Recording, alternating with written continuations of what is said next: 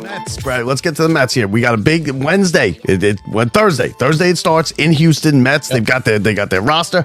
We have, of course, the radio voice of the Mets, Keith Rad, coming on Wednesday, the day before. He's gonna be doing it from Houston, Brady. He hasn't told us the exact time yet because he's not sure if he's gonna do the interview from the booth while the Mets are doing their final workout of the spring. Could be right from the booth on the microphone. He's going to be broadcasting opening day in Houston for the New York Mets.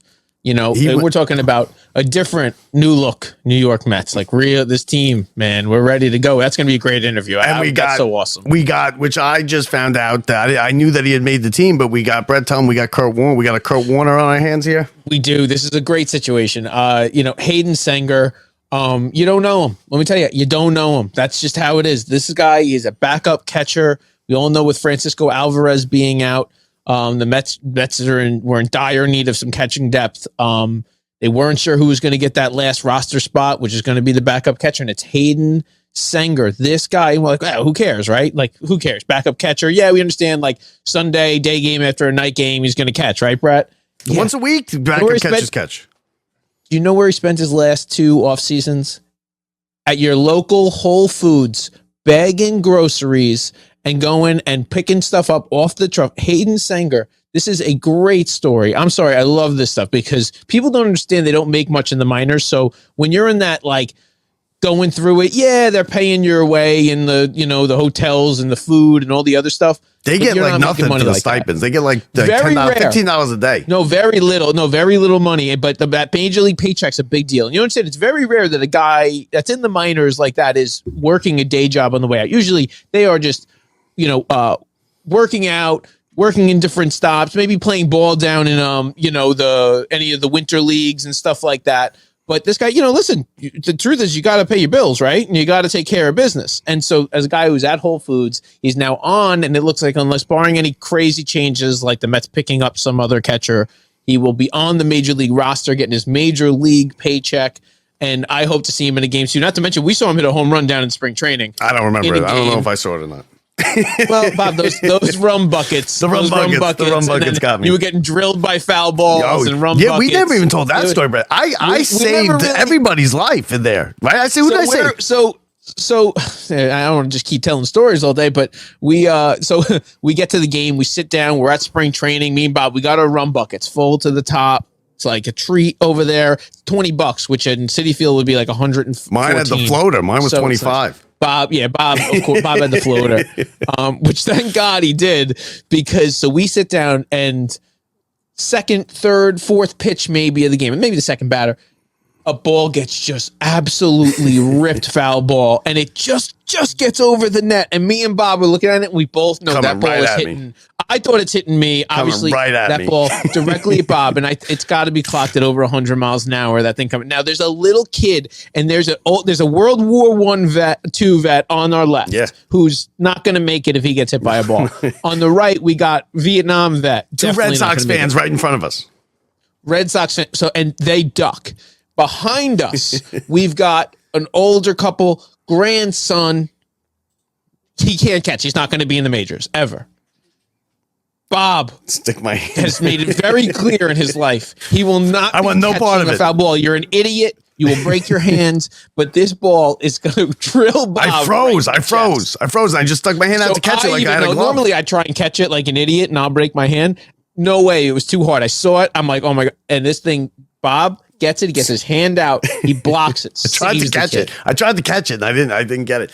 It hit my hand dead perfect, though. I would never try and catch this ball. It was hit so hard. It bounces now and rattles in the seats right in front of us. So Bob, I'm not sure if he's okay. Like, that could have been his face. I just heard smack. Nobody's sure yet. Like, he still has the whole rum bucket. And then Brett goes diving over the seat to get it. Now am in the row in front of me, and I got the ball. So now I have the ball. Bob is alive. I'm still trying to figure out what happened. I go, you got the ball? And you go, yeah. And I go, you're not going to give it to me after that? And you go, I already gave it to the kid. I gave it to the kid. I was like, kid, this ball, and I swear, you don't even know this. I turned to the kid, I go, keep this ball, kid. This almost killed you.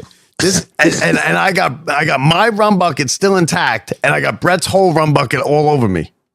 Yeah, and the family is like we owe you. Oh, you saved our. It's like the guys go, we're going to buy you more rum buckets. But what they don't realize is it's like 90 degrees in the sun. And we're sitting there and we're like, we got to get out of here. We were going to stay and be like the heroes for the whole game. Those two guys, I was like, yo, you guys can't really show your faces around here anymore. They ducked. I froze. I stuck my hand out. It hit me. And the most amazing part is it didn't hurt at all. Like no, but you called him out on it. You were I called him out. Buckner. You were but I called him. I gave him a Buckner. You were like nice Buckner in the row. Buckner. You guys called him Buckner. Everybody. We were like, by the time we walked out of that section, we could have done no good. We were just going to drink rum buckets. But the most amazing thing was everybody thought left. We left on a peak. We peaked and walked out of that. Everybody thought that. Everyone thought that. Like, oh, your hands broke. How does it feel? I was like, it's fine. It hit me. The only spot it could have hit me where it didn't hurt. It just hit me right dead in the center of the palm, and I didn't catch it. If I would have made the catch, I mean, I would have been a top 10. I'm telling you, that ball, like me and Bob played enough outfield in our lives. We knew there is no. It's so funny because it's an odd feeling when there's that many people in a stadium that when a ball's hit, you know right away it is on you. There's nobody else it's coming to, and it's far out. And me and Bob have done this long enough. It was coming right at me. It was hitting right at me. We knew. I laughed because I go, oh shit. I was like, we're about, and that thing was ripped, Bob. Like, damn. I'm talking, I would have tried to catch it and it would have made it worse. It would have deflected off my hands and broke your nose. Like, it wouldn't have worked well. Yeah. I can't believe I couldn't believe it. I'm glad I didn't even try. So anyway, I mean, that's that. But that's our story. But that's our. So Mets, great story. Look forward to him. Hopefully he really does get into a game. He hits a home run. That story. I want to see that first at bat home run story happen. Come on, we need one of those, right? And then today the Mets they've officiated. No surprises here, but they've announced the rotation. We got Senga at the bottom, but they're doing that so he gets the 6 days. It shows something. They're just trying to give him more time. They're going to just buy because they figured it out with the days off, and you got Holmes, McGill, Canning, Peterson, and Manai's going to be back in 2 weeks. I think this is only for like a week or two. No, you're right. Manai will, but they can now baby him if things go well. Unless things go bad, like if someone has bad starts, they might, but they're just gonna, there's no big rush. The longer you leave him out, the less wear and tear he has throughout the season. Like it's never a bad thing at this point. When you have a good offense, you should be fine. Senga at the bottom of the rotation, we'll see. We have no idea. Talk about a question mark. Who would have thought that's our biggest question mark coming into the season? I think Canning. I think Clay Holmes is still a question mark just because he's having a good spring. Spring is meaningless. And I think a lot of this has to do with it's a very weird start to the season. Typically, you have the first day of the season and then there's an off day. Yeah, it's weird that because it's a dome. They don't have to. They never want to miss. Right, they never want to miss. Opening day because you can't have a double header. They're playing actually right. So they're playing 3 or whatever it is, but then they're off Sunday. Yeah, which is very weird that they have the Sunday off. It is a very weird opening to the season, which is I think plays a little bit into we can wait and then we can have guys like Senga pitching in Miami where it's like that's the beginning of the season. And then you know what I mean. So the other news, Beatty and Acuna both look like they're going to make they haven't been sent down yet. It looks like they've cut the final rosters and they're both going to be headed north. There was a moment where you were just talking about Beatty being a 4A player, and that's the moment I knew he's just going to be I'm not a big Beatty guy. Let's be real. He's going to be it's the moment I knew he was going to be a Hall of Famer, not a Mets Hall of Famer, like a real Hall of Famer. He's never even played second base. He's not a second baseman. That's the best part. It's going to be such a great story. We're going to have the guy from Whole Foods. We're going to have the guy who stinks from last year. The guy who was the reliever. The guy who's been a reliever for 7 years is our ace. The reliever coming in, the brand new superstar for $750 million. We're going to have it all. Man, this is going to be crazy. It's going to be crazy. That gets started Thursday. Redemption story where he got, there's a lot going on this year, Bob. One of the best bullpens in baseball.